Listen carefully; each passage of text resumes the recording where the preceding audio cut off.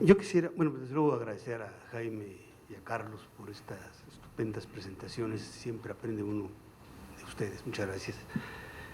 Abundando sobre lo que se acaba de plantear, el argumento de la baja del precio del petróleo es uno de los argumentos fundamentales para hacer el recorte y para darle este sesgo que se le está dando a la política económica actual coyuntural. Y esto va en contra de los planteamientos que nos acaba de hacer Jaime para una política económica distinta. Entonces, yo creo que aquí hay una cosa que habría que clarificar. La baja del precio del petróleo es un pretexto, es un fantasma con el que se oculta un problema de fondo. ¿Por qué es un pretexto? Primero, porque lo que está en juego no es la baja del precio del petróleo, es la caída de la producción y el agotamiento de las reservas. Todas las empresas petroleras hacen ajustes en torno al precio. Y lo que aquí está sucediendo es que independientemente de que pesen mucho los números en las finanzas del gobierno, lo que está de fondo es que el Pemex, que soportaba el financiamiento, se acabó. Segundo, o se está acabando. Segundo, hasta el año pasado se acabó el superávit energético. Es decir, somos un país ahora deficitario de petróleo, de hidrocarburos transformados. Entonces deberíamos estar felices porque baja el precio del petróleo. Es decir, la balanza de pagos de petrolera por primera vez fue negativa después de 40 años el año pasado. Entonces, esto debería ser un beneficio y es una tragedia. Tercero, hay un problema coyuntural de fondo que está por estallar antes de abril. Es decir, desde 2005 Pemex tiene patrimonio negativo, excepto el año electoral de 2006, 2012, no recuerdo, pero siempre tiene patrimonio negativo. Sin embargo, ahora ha llegado a niveles insostenibles. A eso se le agrega la baja de las reservas y la reforma energética, la forma como se ha llevado.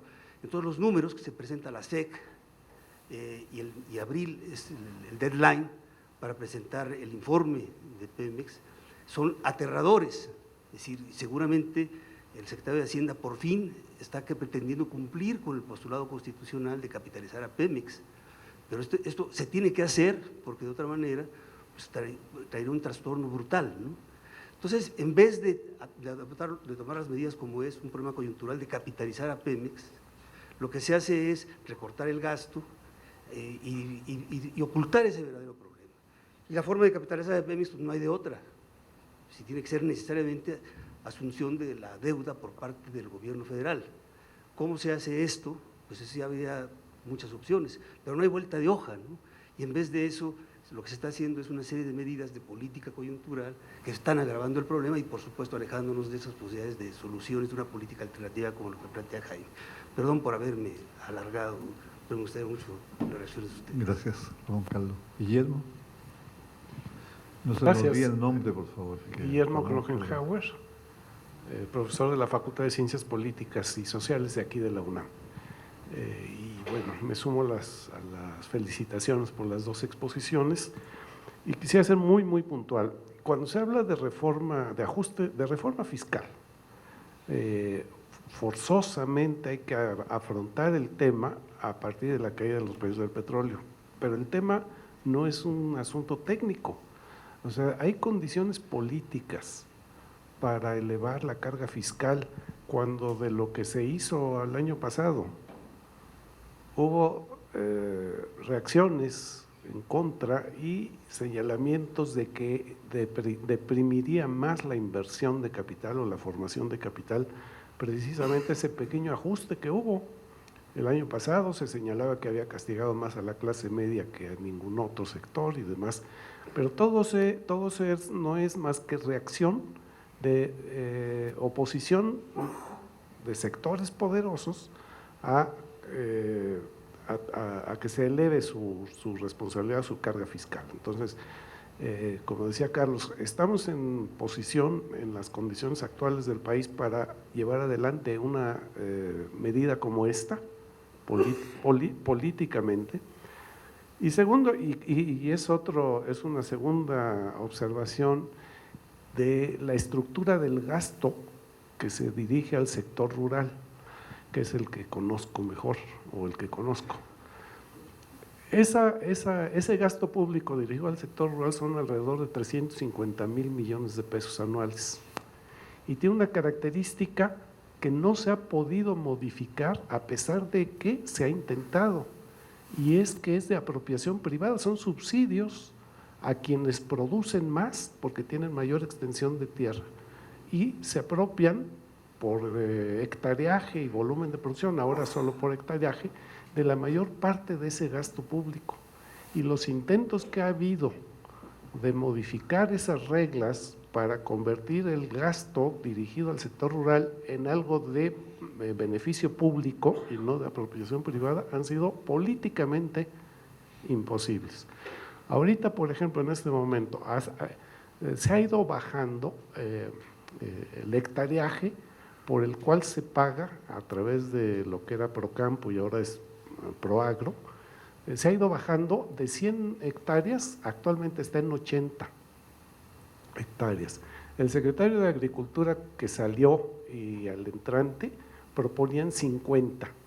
Midieron el riesgo político de hacerlo y no han vuelto a tocar el tema, ¿no? Y es un caso de un sector en el que hay oposición a afectar intereses. Entonces, la cuestión, para resumir y terminar, planteamientos como este, que desde el punto de vista económico, de la racionalidad económica, son efectivamente justos, políticamente pareciera que nuestras instituciones o nuestros gobiernos están incapacitados para afrontar los desafíos que ello implica. Gracias. Gracias, Guillermo.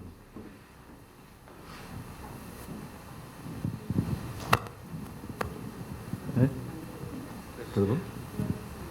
Sí, buenas tardes, Pablo Llanes. Bueno, primero, gracias por la plática, gracias por los libros. Les comento que en la Feria Internacional del Libro en Guadalajara, que estuvimos ahora, quisimos comprar unos ejemplares del libro y el libro estaba agotado. Y el responsable del stand es que es el bestseller de este stand, así que felicidades. La pregunta es muy directa.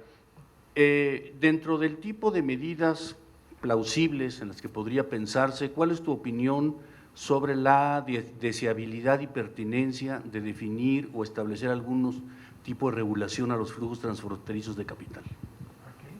Flujos transfronterizos de capital. Flujos transfronterizos de capital. Gracias. Norma Samaniego. Yo también me sumo a la felicitación, Jaime, Carlos, y quisiera retomar un tema con el que iniciaste, el que la baja inversión, tanto pública como privada, ha sido un factor central en la explicación del bajo crecimiento. Y de ahí quisiera pasar a un tema actual, que es el que se está volviendo al debate sobre el sistema de pensiones, el nuevo sistema de pensiones.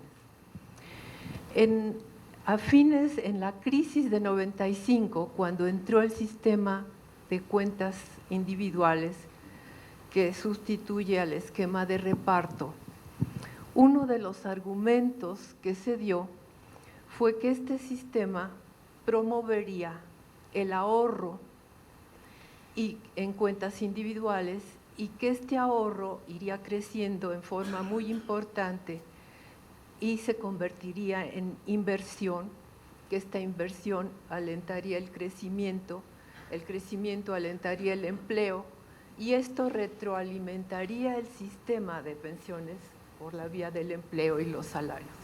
Lo que hemos visto es que la cobertura no ha aumentado, ha habido un estancamiento en esto, el crecimiento tampoco.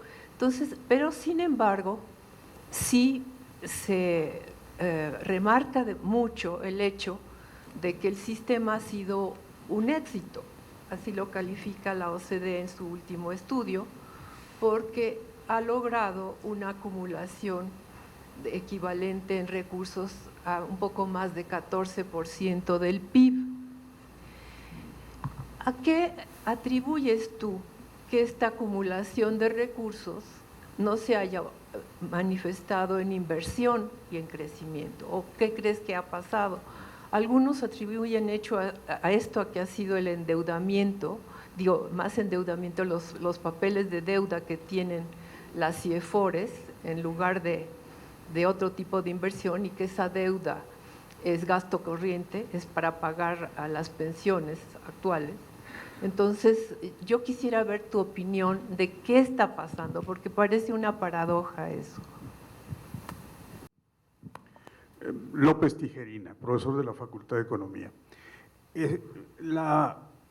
Creí escuchar sorpresivamente que la depreciación es una bendición en vez de ser una preocupación. La depreciación real, ¿sí? La depreciación real.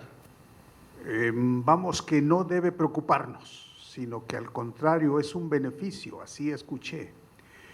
Me preguntaría si esa advertencia de algunos comerciantes, en el sentido de que no tardará mucho tiempo para que se transfiera el efecto de la depreciación hacia los precios, y con ello podría incrementarse la inflación.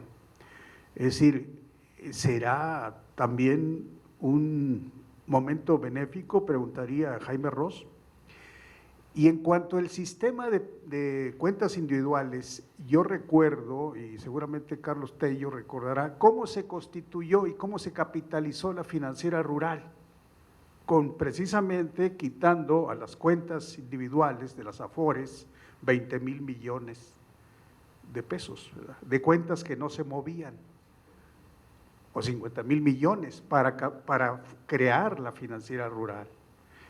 ¿Por qué no pensar que también pudiera hacer lo mismo ahora con ese 8% del PIB que constituye el ahorro a largo plazo en el sistema de pensiones, que pudiera tomarse ahí para capitalizar Pemex, ¿verdad? También es una pregunta que de las muchas que surgen y que la Secretaría de Hacienda podría usar. Entonces ahí dejo mis inquietudes. Gracias.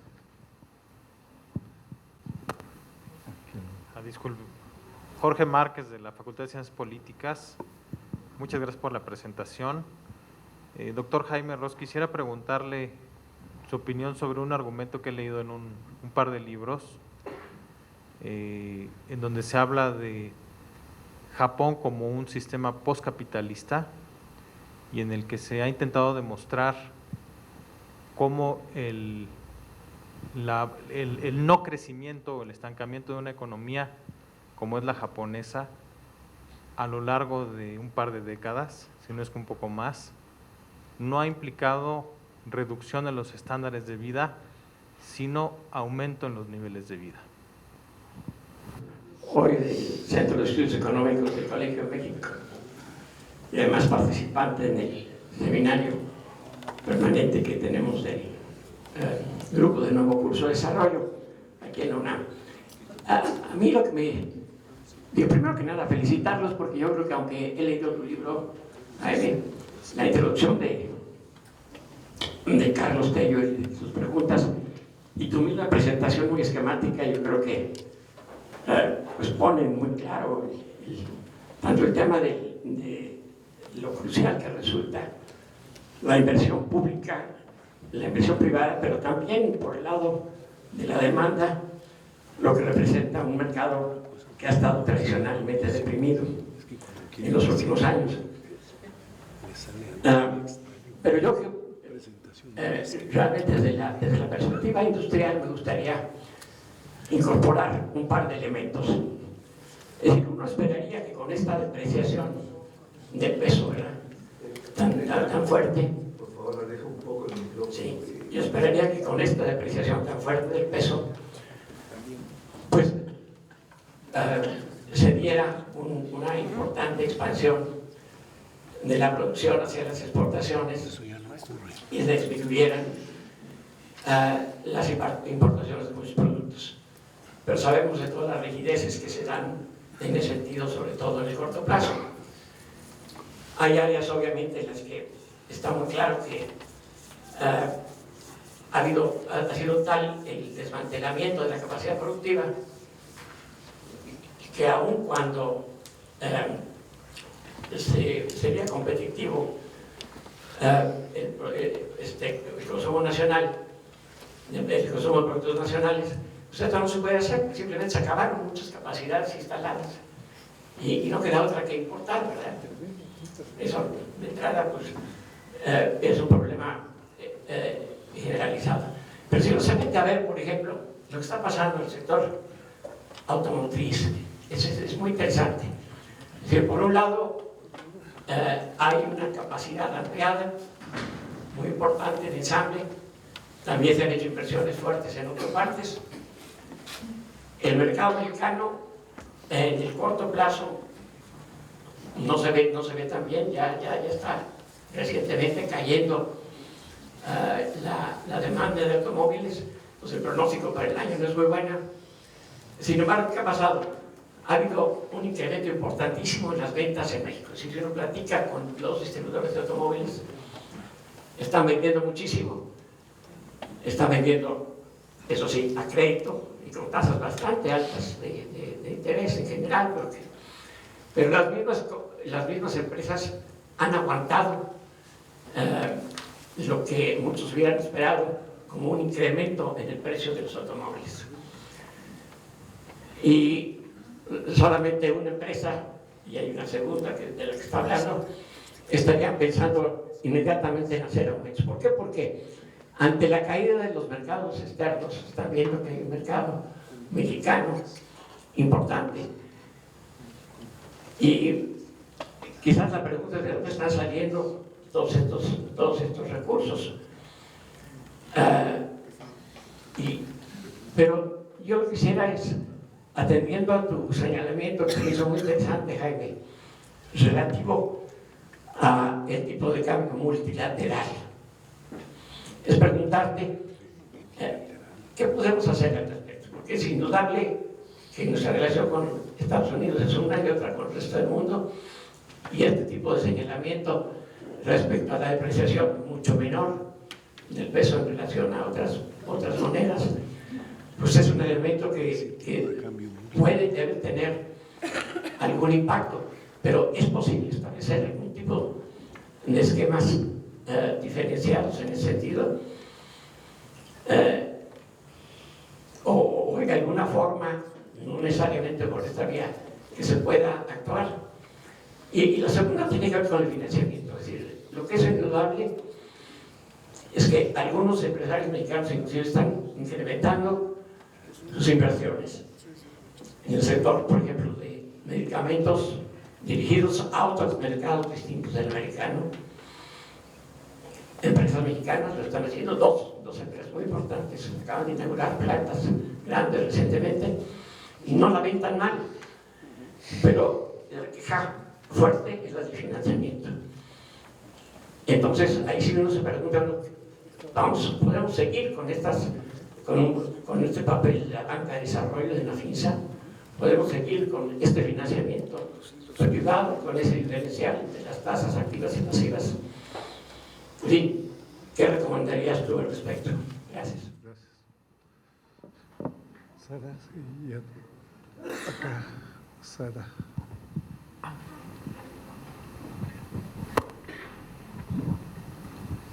Así que medio para ti. Buenas tardes, Sara Ochoa de la Facultad de Economía. Y bueno, muchas felicidades a los expositores. Yo quisiera preguntarle un poco sobre desde el título del libro, ¿no? Porque habla sobre cómo salir de la trampa del lento crecimiento y la desigualdad, ¿no? Entonces, un poco sobre la relación que usted observa entre estos dos fenómenos, ¿no? Por un lado el crecimiento y por otro lado la desigualdad, ¿no?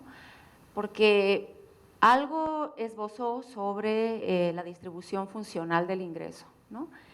Nos comentaba que había un círculo vicioso, ¿no? De alguna manera entre un lento crecimiento, lo cual generaba un excedente de mano de obra y esto genera una presión a la baja, ¿no? En los salarios, pero al mismo tiempo hay un rezago para que los salarios se ajusten a los incrementos que ha habido de productividad en algunos sectores. Y esto a su vez, estos bajos salarios generan un lento crecimiento, ¿sí? Entonces, de manera que hay un círculo vicioso. Pero no es solo el lento crecimiento, ¿no?, lo que está generando esta baja, en este caso de la participación salarial, sino que también, digamos, hay otros factores como esta imposibilidad de que los salarios se ajusten a la productividad, que sin duda también pues responden a una cuestión, digamos, de políticas, de fijación de salarios, etcétera, ¿no? Entonces, en su libro, digamos, ¿tiene usted propuestas también sobre cómo resolver esta problemática? Porque nosotros podríamos pensar en un caso exitoso de crecimiento, digamos, que aumente la inversión pública, aumente la inversión privada y por lo tanto aumentemos el crecimiento, pero sigamos también en un esquema de desigualdad, ¿sí? Entonces, digamos, vistos como fenómenos distintos, ¿cuáles serían las propuestas, digamos, para incidir también en la baja desigualdad, que no es automático, ¿no? Porque la tesis del goteo sabemos que no necesariamente se va a dar, ¿no?, como lo hemos visto a lo largo de la historia. Entonces, un poco problematizar la relación entre esos dos conceptos. Muchas gracias. Sí, Armando Ríos Peter, yo soy senador. Hicimos una reforma hacendaria hace 2 años, no sé las posiciones que ustedes tengan sobre ella, pero creo que es interesante saber, especialmente a la luz de que la caída de los ingresos petroleros por lo menos va a tener esa discusión de cómo generar pues más instrumentos posiblemente en el próximo año, y tal vez sea uno de los eventuales debates que se tengan respecto al paquete fiscal del 2017. Entonces, ¿cómo han visto ustedes o cuál es el horizonte que ustedes han definido respecto a la reforma hacendaria que se hizo o la reforma fiscal de hace 2 años? ¿Y cómo ven, digamos, esto que estoy planteando para el paquete fiscal? La pregunta tiene que ver con una frustración que yo les comparto personalmente. Esa reforma fiscal en realidad no generó mayores capacidades del Estado de impulsar la demanda agregada, o pensábamos que las iba a generar, pero al final del día el efecto en demanda agregada fue nulo.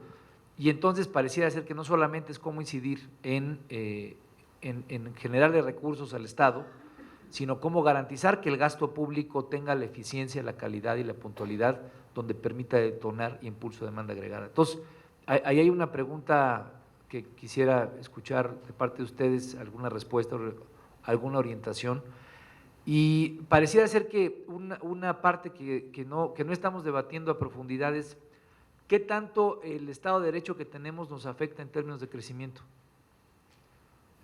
Digamos, todo este tema de que tengamos porcentajes de corrupción que le cuestan al Producto Interno Bruto, una impunidad ramplona, o digo no ramplona, bastante profunda. ¿Qué opinión tienen ustedes de eso, ¿no? ¿Cómo el Estado de Derecho está impactando también en la incapacidad de crecimiento? Gracias. La última intervención, porque pasamos luego a la tercera fase, que es las respuestas de los ponentes. Soy Álvaro Santos, profesor de la Universidad de Georgetown, y quería hacer una pregunta sobre este declive en la inversión pública del que usted habló. Oí sobre todo un énfasis en infraestructura, y entonces mi pregunta es si se imagina también una inversión dirigida a reactivar, por ejemplo, política industrial. Es decir, si lo compara con los años que usted mencionó, en donde la inversión pública era el doble de lo que es ahora, de 1950 a 1980, pues el Estado tenía además un papel muy activo en distintos tipos de política industrial, y me gustaría saber si usted se imagina que esto puede reactivarse de alguna manera a través de no solo banca de desarrollo, sino incentivos fiscales, subsidios de algún tipo. Es decir, ¿qué papel imagina ahí como un reactivador en el crecimiento de la economía? Ok, muy bien. Pasamos entonces a la tercera fase. Hay un montón de preguntas. Carlos tiene una intervención pequeña para dejarte todo el tiempo para que te explayes, Jaime. Adelante, Carlos. Sí, yo pienso que la esencia para salir de la trampa del lento crecimiento, incluso de la desigualdad, alta desigualdad, es la reforma de las finanzas públicas. Que esto entraña tanto ver, tanto cuestiones de gasto, lo que haya y se tenga que hacer, no solo reducirlo, sino aumentarlo significativamente, y también la reforma tributaria y esto. La cuestión es el tiempo y el momento.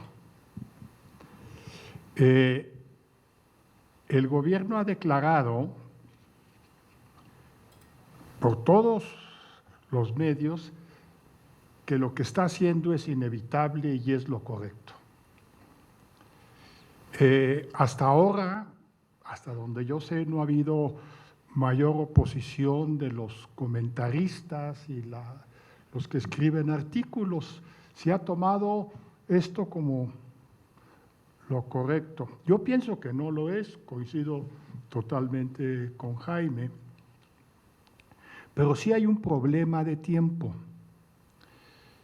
Yo pienso que lo que debe hacerse es prepararse durante los próximos meses para hacer un planteamiento de reforma en materia de ingresos pública y desde luego en materia de gasto, o primero en materia de gasto y en materia de ingresos, en ese orden, y hacer lo posible por ganarlo. La reforma llamada hacendaria, francamente, no existió,